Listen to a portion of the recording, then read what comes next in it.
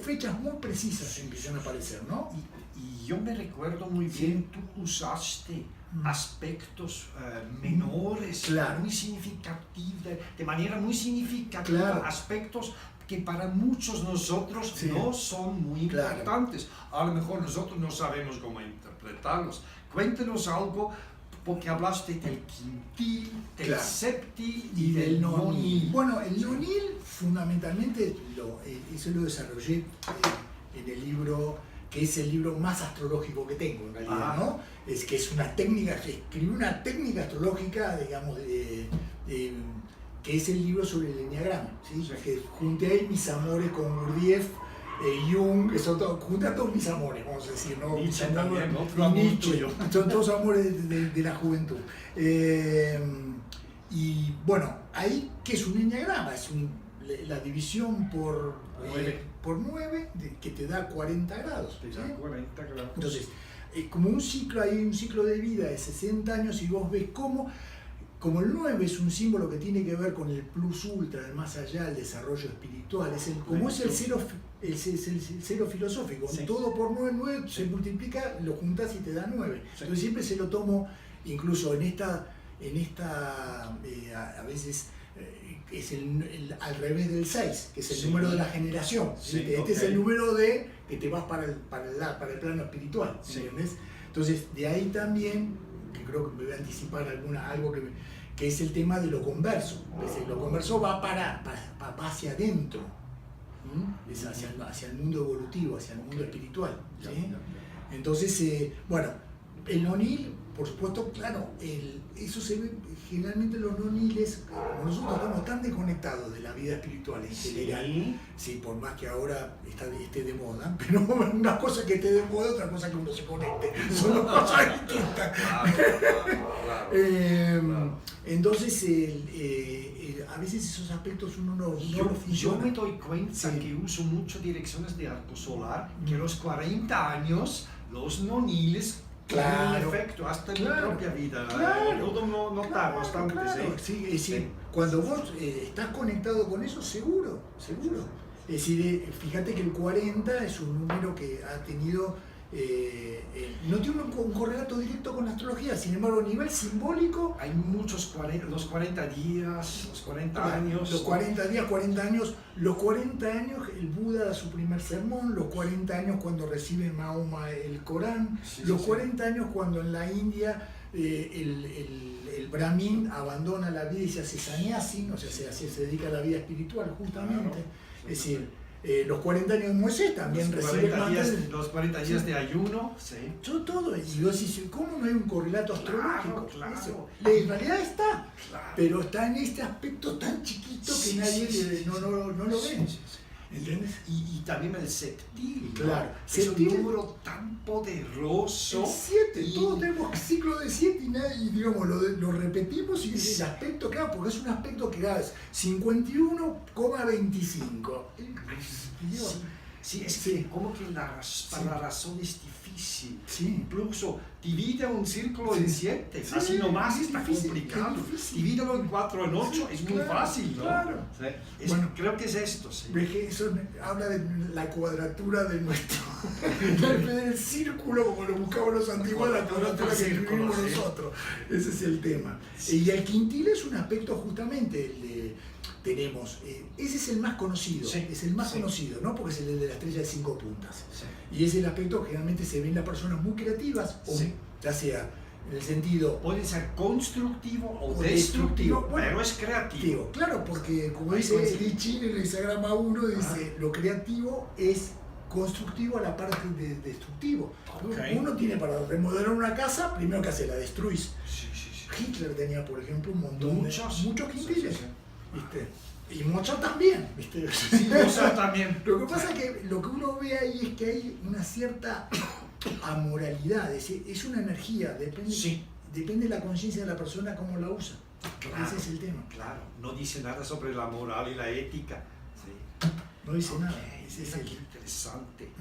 El libro muy interesante que yo tengo tuyo es el del Enneagrama del Héroe Solar, ¿no? Entonces es creo que una obra maestra tuya, donde de alguna forma esos temas importantes tuyos pudiste proyectar sobre estos personajes. Claro. Y te digo, yo soy de Suiza, soy de Zúrich en los años 80, ¿qué me hizo tan fuerte impulso en mi cambio de dirección profesional? A lo mejor fueron también los pensamientos de Jung, por un lado, y después lo de Gurdjieff. Claro. Sí, digamos, eran dos grandes maestros. Dos grandes maestros, en los años 80. Hoy día están también presentes, pero creo que para muchos de nosotros que estuvimos en una fase de búsqueda, fueron personajes que nos dieron un impulso importante. Cuéntanos algo de Gurdjieff. Ajá, ¿qué querés que te cuente? El impacto que hizo sobre tu vida. Bueno, yo empecé a leer a Gurdjieff, era muy niño, tendría unos 15, 16 años. Oh, ya te despertó del sueño. Fue como si me hubieran pegado decimos un tortazo en la Argentina, un golpe de madrazo, de puño, madrazo dicen aquí, bueno, que me dejó viendo las estrellitas. Yo digo, bueno, pero ¿qué sentido? Claro, uno se empieza a preguntar por el sentido de la vida, ¿no? Y a mí lo que me llamó la atención después, cuando empecé a estudiar astrología, también era cuánta base astrológica tenía Gurdjieff que no manifestaba.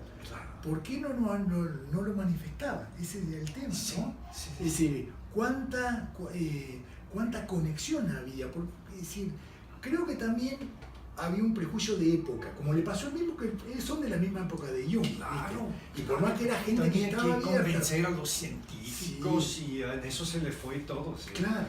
Entonces tenían que ocultarlo, incluso creo que solamente en fragmentos. Habla como de astrología como caracterología. Se hace un experimento que tira un bastón y de acuerdo a las reacciones de las personas dice, eso es astrología. Creo que es la única vez que lo menciona.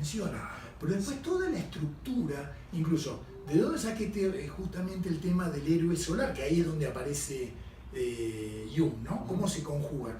Cuando Gurdjieff da ese rayo de la creación y la cantidad de leyes, fíjate que se empieza a multiplicar, sale la ley de 3 y la ley de 7, que es la astrología tradicional, las 3 fuerzas y los 7 planetas.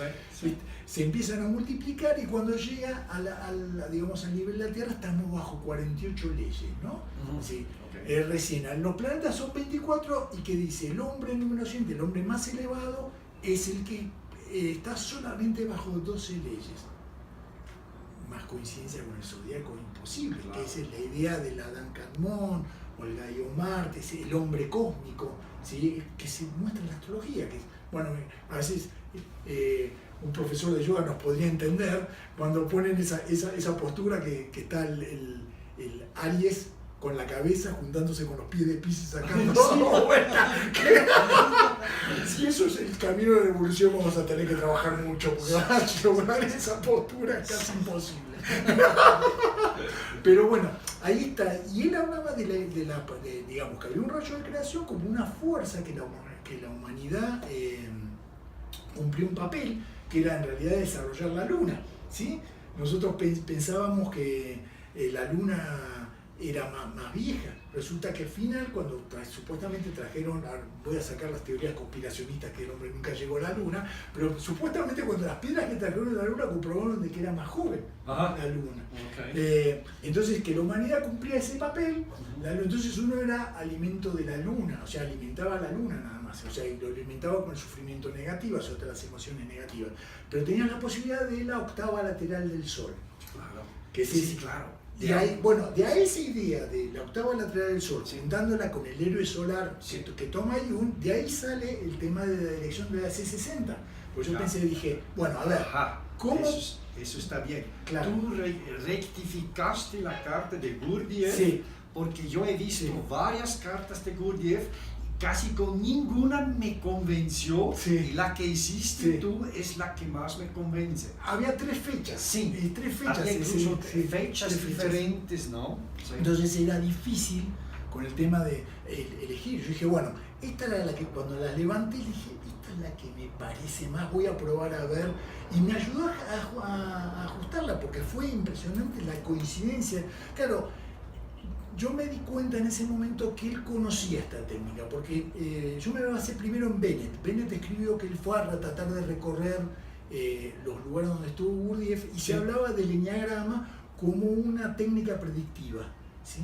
El enneagrama como técnica predictiva, que es lo que traté de reconstruir. No es que yo lo desarrolle, traté de reconstruir y dije, bueno, esto va por acá, a ver cómo viene. Y dije, bueno, y si Gurdjieff, que se manejaba tan claramente, viste que tiene cambios muy particulares en su vida, de un día para otro cambia una cosa. Dije, bueno, de los 53 a los 60 se dedicó a escribir. Justamente el periodo saturnino, donde él tenía, después del accidente, que quedó postrado, ¿viste? No hacía otra cosa que escribía y compuso la música. Sí. Hay una conexión de Saturno, una línea interna con Mercurio, se dedicó a escribir. Cuando llegó a los 60 paró y no escribió nunca más. y ahí a los 60, que puede ser el Sol o Urano, la gente creía que estaba loco. Urano. Es más, dijo, se volvió loco, está sifilítico, dijo. Y no, y ahí es cuando empieza a reconstruir todo, y a los 66, el periodo de Neptuno, él ya no tenía enseñanza rígida, enseñaba hacía los brindis para los idiotas, es decir, todo con bien Neptuno, y enseñaba por la presencia, y era un tipo de lo más afable, hacían comilonas, picnics y todo el mundo la pasaba bien, y cuando tiene el otro accidente de coche, poco antes de morir, no es que se encerró como el centro, al contrario, ahí largaba todo, y en poco tiempo era ascendente Piscis. Era ascendente Tauro con la luna en Piscis. Sí. La luna en Piscis, sí.